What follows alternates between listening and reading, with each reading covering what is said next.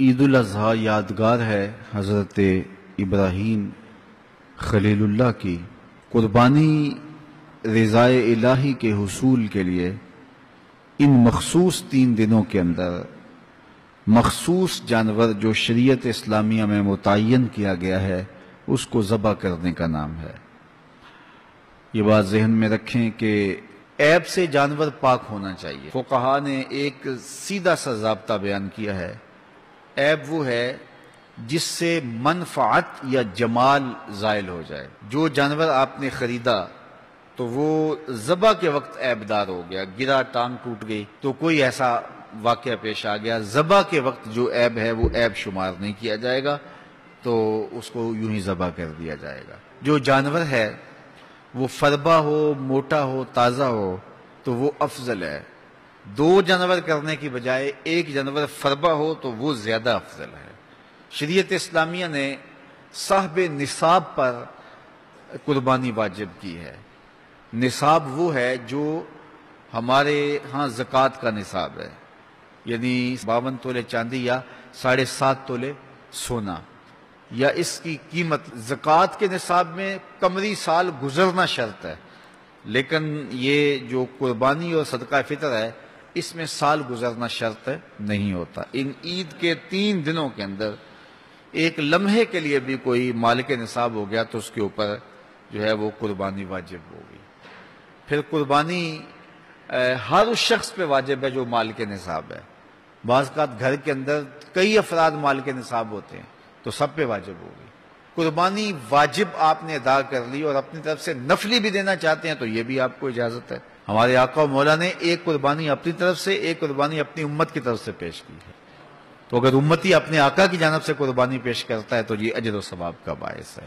3 حصے کر کے دوست احباب کے لیے، غرباء کے لیے اور اپنے لیے تقسیم کر لیں تو یہ قربانی کی روح کے مطابق ہے۔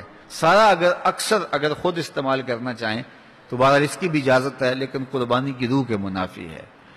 جس کو گوشت لگتا ہے اس کو کھال بھی لگتی ہے۔ جس طرح گوشت آپ خود بھی کھا سکتے ہیں تو کھال خود بھی استعمال کر سکتے ہیں، یعنی آپ کھال کا مسلح بنا کے گھر رکھ سکتے ہیں، کھال کو اپنے گھر کی کسی ضرورت میں جو ہے وہ لا سکتے ہیں، لیکن قربانی کی کھال بیچ لیں اور اس کی قیمت اپنے مصرف میں لائیں یہ نہیں کر سکتے۔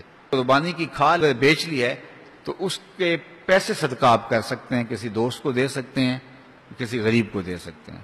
تو قربانی کی کھال جس کو مرضی دیں، لیکن بہتر یہ ہے کہ قربانی کی کھالیں مدارس دینیہ کو دی جائیں، چونکہ یہ مستحق بہت زیادہ ہیں۔ مدارس دینیہ کے بجٹ کا زیادہ تر انحصار قربانی کی کھالوں پہ ہوتا ہے۔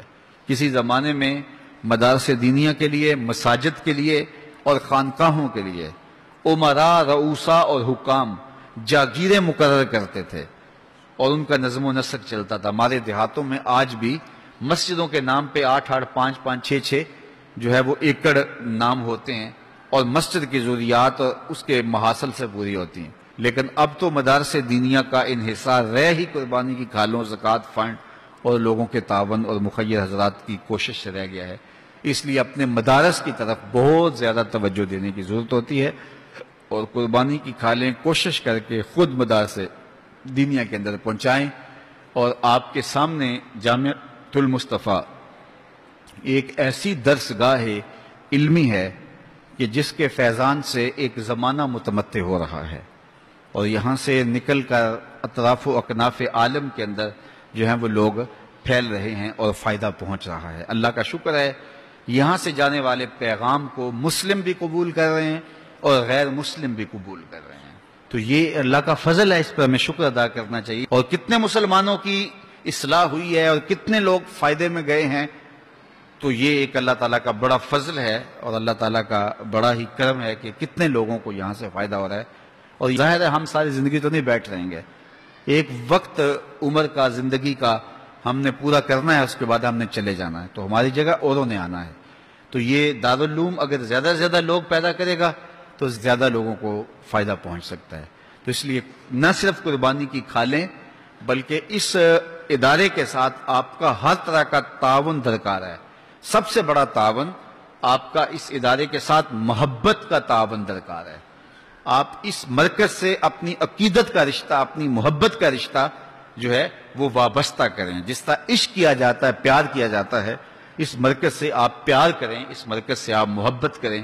یہ مرکز ہماری عقیدتوں کا مامن اور مسکن ہونا چاہیے، چونکہ اس سے بہت سارے لوگوں کو فائدہ ہو رہا ہے، اور غیر مسلم بھی اسلام کے دامن میں آ رہے ہیں، اور مسلمان عمل کی راہوں کے مسافر ہو رہے ہیں، اور یہاں سے صاف سیدھا اور پیارا سا پیغام پوری دنیا پہ پہنچ رہا ہے.